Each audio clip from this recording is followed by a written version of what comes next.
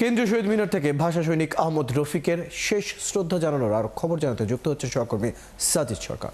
সাজিদ সরকার, এই ভাষা সংগ্রামীর শ্রদ্ধা জানাতে কারা এসেছেন, কি আনুষ্ঠানিকতা চলছে, সর্বশেষ খবর জানাবেন।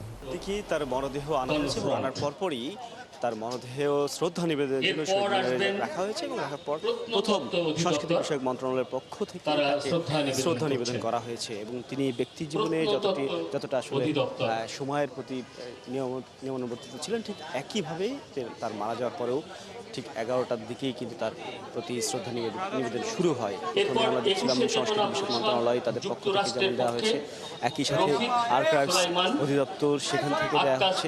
একে একে আমরা দেখছি যে প্রত্নতত্ত্ব অধিদপ্তর, সংস্কৃতি বিষয়ক মন্ত্রণালয়, বাংলা একাডেমি সহ যারা যারা ভাষা নিয়ে কাজ করেন সেই সমস্ত সংগঠন এবং তিনি যে ব্যক্তিগত সংগঠন ছিলেন সেই সংগঠনের নেতৃবৃন্দ তাদের পক্ষ থেকেও কিন্তু আসলে শ্রদ্ধা নিবেদন কিন্তু আমরা দেখছি। আপনি জানেন, এই ভাষা সংগ্রামী শুধু তিনি কবি এবং সাহিত্যিকই ছিলেন না, একই সাথে ভাষার জন্য যেভাবে জীবন দিয়ে লড়েছেন, অর্থাৎ অবিভক্ত বাংলায় থেকে শুরু করে ভাষা সংগ্রাম এবং ভাষা সংগ্রাম থেকে স্বাধীনতা এবং পরবর্তীতে তিনি আসলে রবীন্দ্র গবেষক, সব কিছুতে তার যে অবদান, সেই অবদানের কারণে কিন্তু আমরা দেখছি যে ঠিক সময়ের আগেই এখানে শত শত মানুষ জড়ো হয়েছে এবং বিভিন্ন সংগঠনের পক্ষ থেকে কিন্তু তাকে শ্রদ্ধা নিবেদনের জন্য এখানে এসেছেন। এবং আমরা যতটুকু জেনেছি এখান থেকে থেকে ইব্রাহিম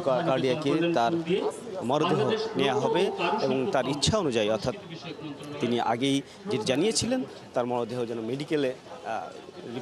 মেডিকেলের জন্য দান করা হয়, সেই কারণে কিন্তু ইব্রাহিম কার্ডিয়াকে রাখা হবে এবং সেটি দুপুর 1টার দিকে নেওয়া হবে। এর মাঝে যারা যারা আসবেন তারা প্রত্যেকেই শেষবারের মতো তাকে শ্রদ্ধা নিবেদন করবেন। ফয়সাল, ধন্যবাদ সাজিদ সরকার। খবর রাখতে থাকুন, প্রয়োজনে আবার আপনার সাথে যুক্ত হব। দর্শক, আমাদের সাথে আমাদের সহকর্মী সাজিদ সরকার যুক্ত ছিলেন কেন্দ্রীয় শহীদ মিনার থেকে। সেখানে ভাষা সৈনিক আহমদ রফিকের শ্রদ্ধা জানাতে নানা ধরনের তার কাছের মানুষেরা আসছেন। তার শেষে আমরা দেখব তার মরদেহ হস্তান্তর করা হবে ইব্রাহিম কার্ডিয়াকে।